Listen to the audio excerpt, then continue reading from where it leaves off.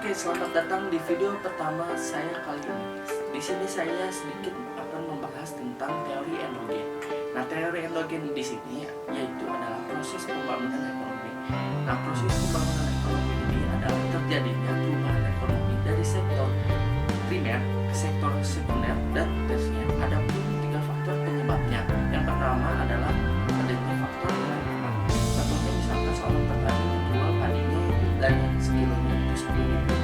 Nah, diolah di industri dan menghasilkan beras menjadi sekilonya itu 20.000. Nah, di sini nilai tambahnya itu di perubahan harganya yang asalnya dari 10.000 menjadi 20.000. Nah, yang kedua adanya faktor elastisitas penawaran dan permintaan. Kenapa hanya terjadi keelastisitasan pada sektor sekunder dan tersier? Karena di sektor primernya tidak bisa memenuhi kebutuhan permintaan yang secara drastis naik. Misalkan contohnya kayak seorang petani memiliki lahan padinya itu 50 kg.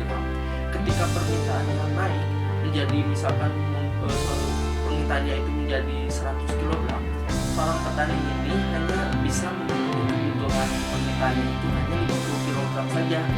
Nah, yang 50 kg-nya lagi seorang petani ini harus menunggu panen padinya itu yang cukup lama. Jadi tidak bisa memenuhi kebutuhan permintaannya yang tiba-tiba secara drastis naiknya. Nah, yang terakhir di sini adalah adanya faktor ketika penawarannya naik, permintaan dari sekunder dan tersier produksi dan jasanya pun akan meningkat. Nah, contohnya akan saya jelaskan melalui grafik di belakang saya ini. Nah, di belakang saya ini sudah ada grafik. Di sini grafik di sini disebut dengan grafik Seneri. Di mana grafik Seneri ini penjelasannya yaitu ketika pendapatan per kapitanya rendah, si sektor pertaniannya atau bisa disebut sektor primernya itu akan meningkat. Nah, otomatis sektor sekunder dan tersiernya ketika pendapatan per kapitanya rendah, dia akan menurun. Nah, kebalikannya dari pendapatan per kapitanya rendah, yaitu ketika pendapatan per kapitanya tinggi, maka si sektor primer atau pertanian ini akan turun. Nah, otomatis si sektor sekunder dan tersiernya pun akan meningkat di sini. Nah, mungkin cukup jelas di sini. Di Sumbuye ini adalah persen produksinya. Ketika persen produksinya pun meningkat, belum tentu di pendapatan per kapitanya itu akan sebanding gitu.